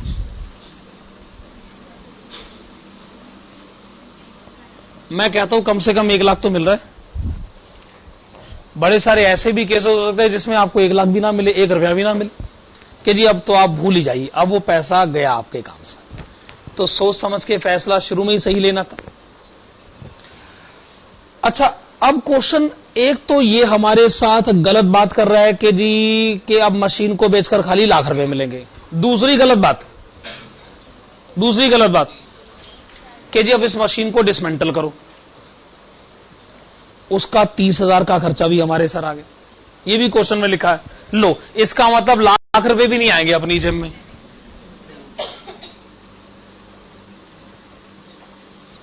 कितने रुपए आए? 70,000 रुपए। डिफरेंशियली सोचा जाए तो हमें कितना कैश देना होगा? 1,80,000 रुपए। और उससे बड़े दुख की बात यह है कि पुरानी मशीन को बेचकर जो इतना ह्यूज लॉस हो रहा है, उस पर टैक्स की सेविंग भी नहीं ले सकते हम लोग।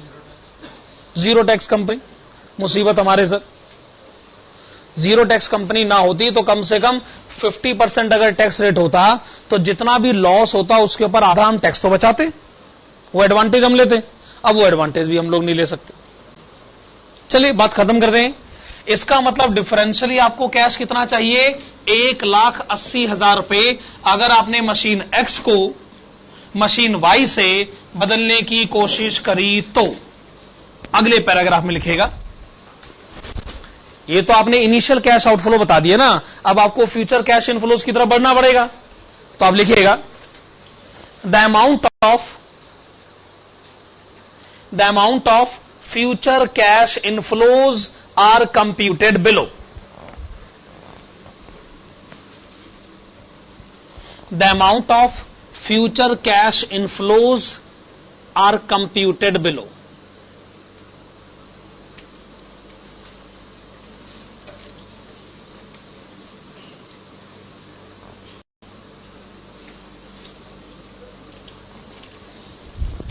हाँ जी, फायदे की बात है saving in operating cost. Saving in operating cost. अभी आपके पास मशीन एक्स है, उसका 1 साल का ऑपरेटिंग कॉस्ट क्वेश्चन कहता है 2 लाख रुपए।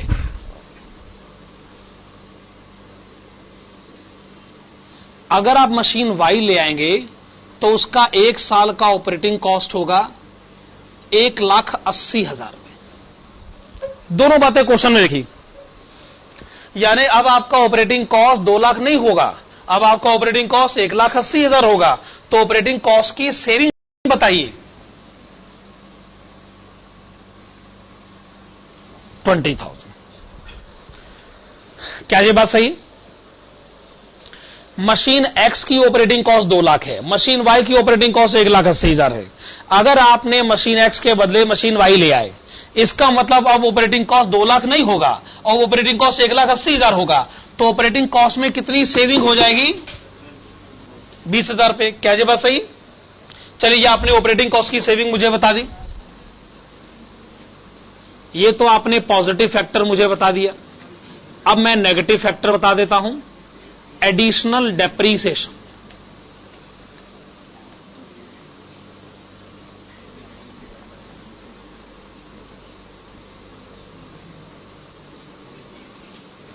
मशीन एक्स, आपने मशीन एक्स खरीदी है 2 लाख रुपए की, कोई सैल्वेज वैल्यू नहीं है, लाइफ है 5 साल, तो एक एक साल का डेप्रीसिएशन है 40,000 रुपए। मशीन वाई है 2.5 लाख रुपए की, लाइफ वही 5 साल, एक एक साल का डेप्रीसिएशन 50,000 रुपए। हां जी, जैसे आप कहते हैं कि ऑपरेटिंग कॉस्ट में 20,000 रुपए की हर साल सेविंग होगी, ये सेविंग होगी हर साल, ध्यान रखिएगा, ये सेविंग होगी हर साल। उसी तरीके से डेप्रीसिएशन हर साल बढ़ जाएगा। कितना बढ़ जाएगा? 10,000।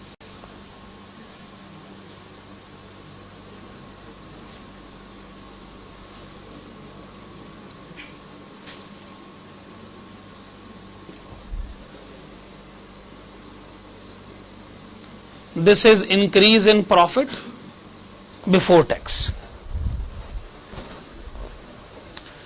ऑपरेटिंग कॉस्ट हर साल 20,000 रुपए कम हो जाएगी, डेप्रीसिएशन हर साल 10,000 रुपए बढ़ जाएगा, एडजस्टमेंट हो गई, हर साल का प्रॉफिट 10,000 रुपए बढ़ जाएगा।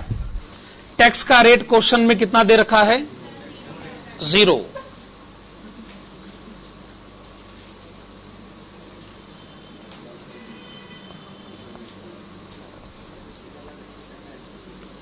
Increase in profit after tax. फिर आप एक काम करिएगा, वो जो आपने एडिशनल डेप्रीसिएशन पहले माइनस किया था, आप उसे वापस आप प्लस कर दें।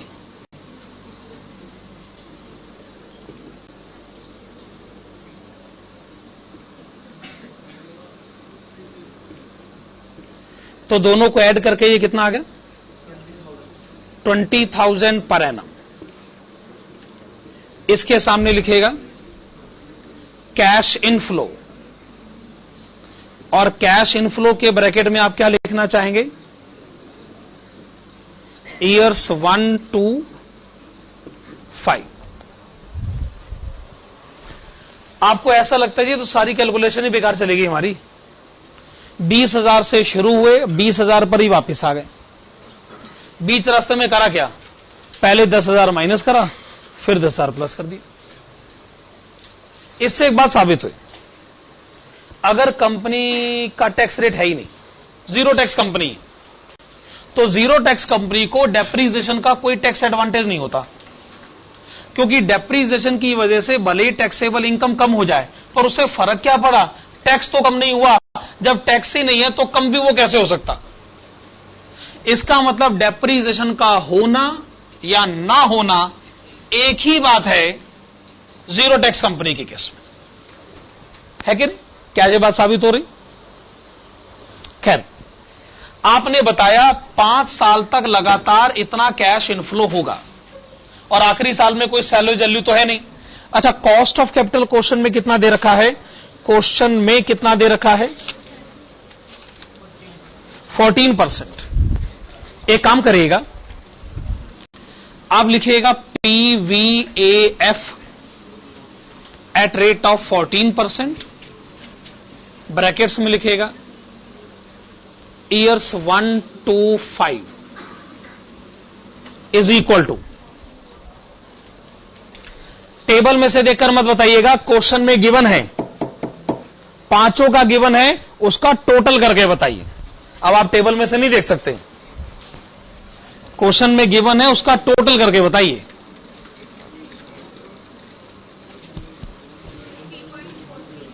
$3.432।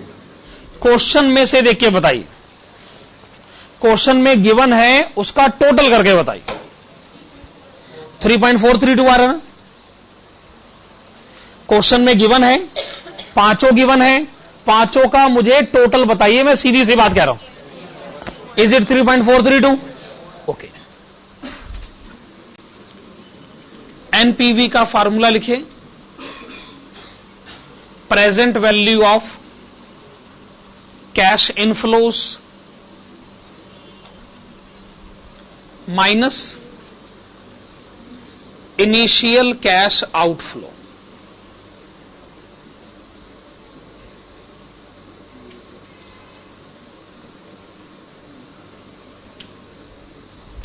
आपने लिखा present value of cash inflows minus initial cash outflow. हां, तो हर साल का कैश इनफ्लो है 20,000 रुपए, और ये कैश इनफ्लो होगा 5 साल तक, पर आप इसे 5 से मल्टीप्लाई नहीं करेंगे। किससे मल्टीप्लाई करेंगे? 3.432 से।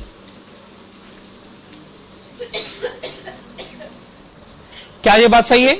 20,000 का कैश इनफ्लो होगा 5 साल तक लगातार, पर आप 5 से मल्टीप्लाई नहीं करेंगे, आप उसके पीवीएफ से मल्टीप्लाई करेंगे।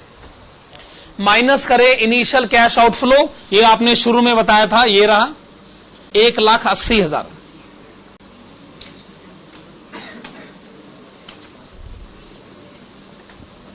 आप बताएं एनपीवी कितना है? 1,11360। हमने पहले ये आशंका जाहिर कर दी थी कि एनपीवी आपका नेगेटिव ही आएगा। ये इन्वेस्टमेंट डिसीजन कभी फाइनेंशियली वायबल हो ही नहीं सकता। ये तो एक गलती के बाद दूसरी गलती करने वाली बात है। तो लिखिएगा, since NPV is a negative amount,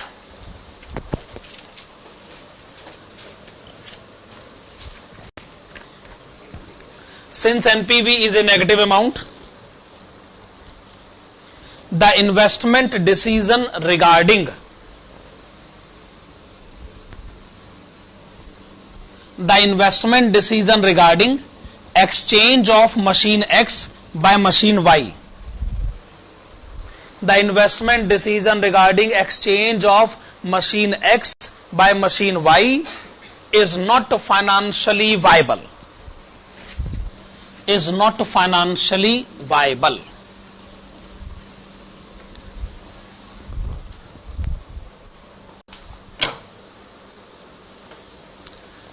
हां जी, क्वेश्चन के सेकंड पॉइंट की तरफ आए।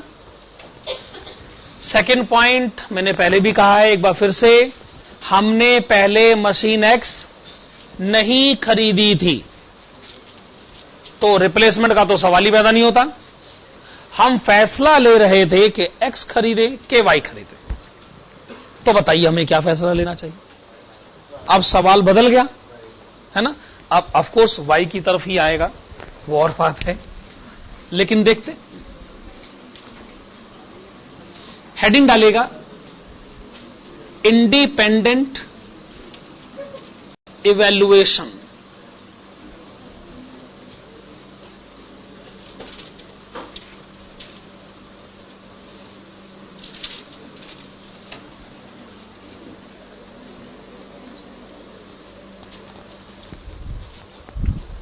ओके, ये जो हमने शब्द इस्तेमाल करा है इंडिपेंडेंट इवैल्यूएशन, ये एकदम सही है। यानी अब हम दोनों मशीनों को अलग पैरामीटर पर जज करेंगे, क्योंकि अब एक्सचेंज वाला केस तो है ही नहीं ना, अब तो इंडिपेंडेंट इवैल्यूएशन हो रहा है। यानी मशीन एक्स को अलग जज करिए, मशीन वाई को अलग जज करिए। ये एक्सचेंज वाला केस नहीं है, ये एक स्वतंत्र मूल्यांकन प्रोसीजर है ना, स्वतंत्र मूल्यांकन।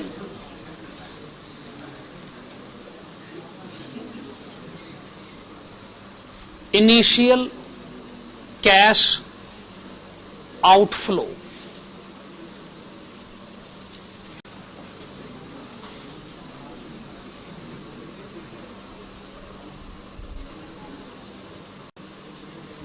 ओके, अगर आप मशीन एक्स खरीदेंगे तो आपको पेमेंट करनी होगी 2 लाख रुपए।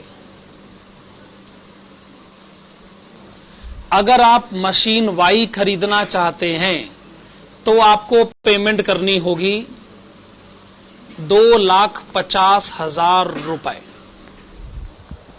मशीन एक्स खरीदिए 2 लाख की पेमेंट करिए, मशीन वाई खरीदिए 2.5 लाख की पेमेंट करिए, सीधा सा हिसाब किताब है। ओके, अब क्या सोचें? फ्यूचर कैश इनफ्लोज, ये तो इनिशियल कैश आउटफ्लो है, अब फ्यूचर कैश इनफ्लो सोच लेते हैं। तो लिखेगा future cash inflows are computed below.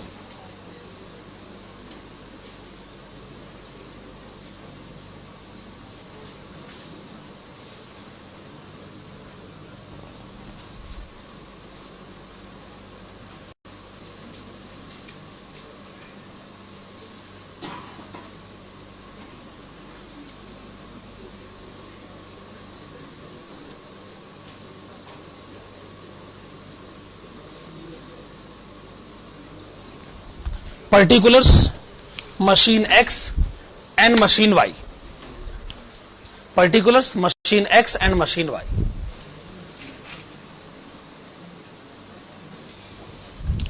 Question कहता है कि हम हर साल 1,50,000 यूनिट बेचेंगे और 1 यूनिट का सेलिंग प्राइस होगा 6 रुपए।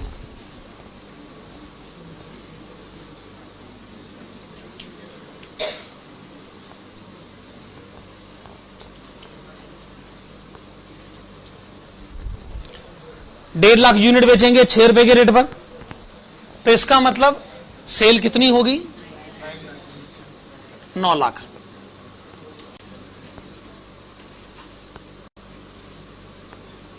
सेल 9 लाख रुपए होगी ना?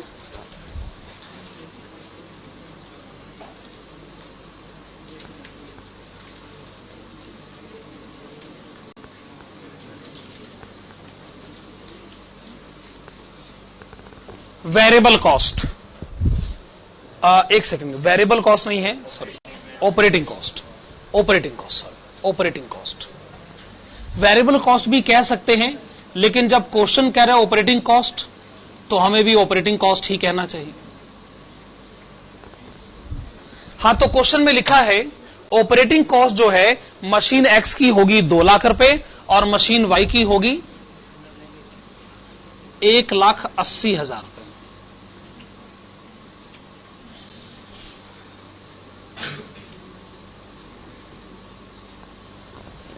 ऑपरेटिंग कॉस्ट के बाद क्या करें, क्या माइनस करें? कैश फिक्स कॉस्ट कह लें उसको।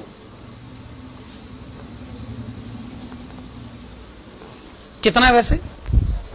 4,50,000।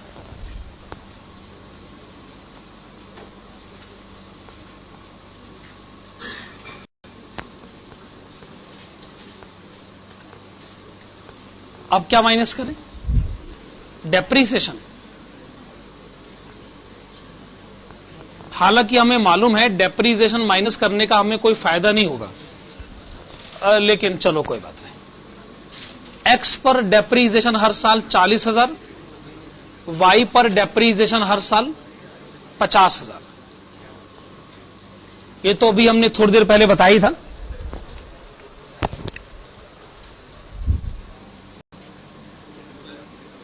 प्रॉफिट बिफोर टैक्स बताएंगे? 2,10,000 and 2,20,000, 2,10,000 and 2,20,000।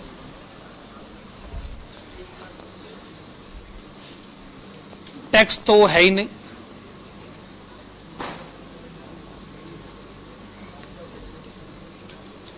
Okay, we get 2,10,000 and 2,20,000। ये आपने क्या पता कर लिया है? Profit after tax. आप इसमें डेप्रीसिएशन वाला अमाउंट वापस ऐड करिए, 40,000 एंड 50,000।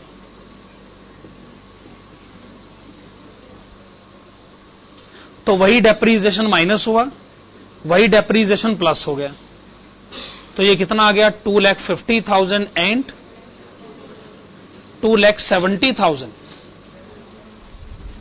इसको क्या कहा जाए? Cash inflow.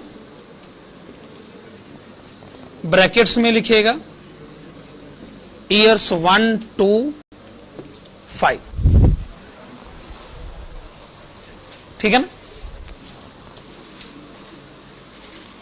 NPV is equal to present value of cash inflows minus initial cash outflow.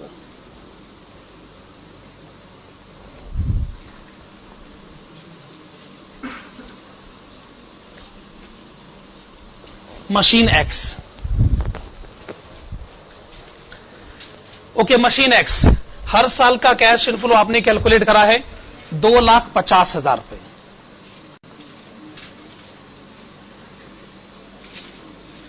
ये कैश इनफ्लो 5 साल तक होगा, लेकिन आप 5 से मल्टीप्लाई नहीं करेंगे, आप मल्टीप्लाई करें PVAF से, जो कि आपने अभी अभी मुझे बताया था 3.432।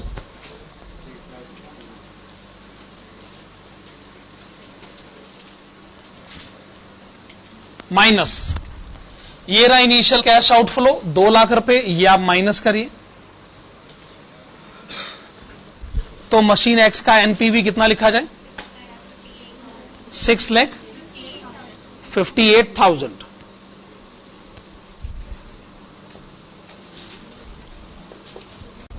मशीन वाई पर आइएगा अब आप। मशीन वाई हर साल का जो कैश इनफ्लो है 2,70,000 रुपए 5 साल तक, लेकिन हम मल्टीप्लाई करेंगे 3.432 से। इनिशियल कैश आउटफ्लो माइनस करिए, जो कि ये रहे 2.5 लाख रुपए। तो एनपीवी आप बताएंगे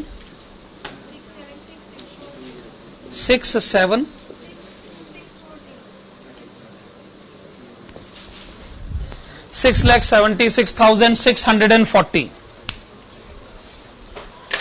पहले ही फैसला अगर सही लिया होता तो फैसला वाई के फेवर में जाता। तो पहले ही फैसला आपको सही लेना था, लेकिन अब एक बार फैसला गलत हो गया तो अब निभाओ उसके साथ, और क्या फिर, है ना? अब आप बार बार थोड़ी आप ये सिचुएशन बदलते रहोगे। खैर लिखिएगा, right down. It is advised to purchase, it is advised to purchase machine Y because its NPV is more। ठीक है ना? तो आपको मेरी सलाह समझ में आ गई है ना? सोच समझ के फैसला लेना भाई। एक बार फैसला गलत हो जाए ना तो फिर उसको बदलना बहुत मुश्किल होता है।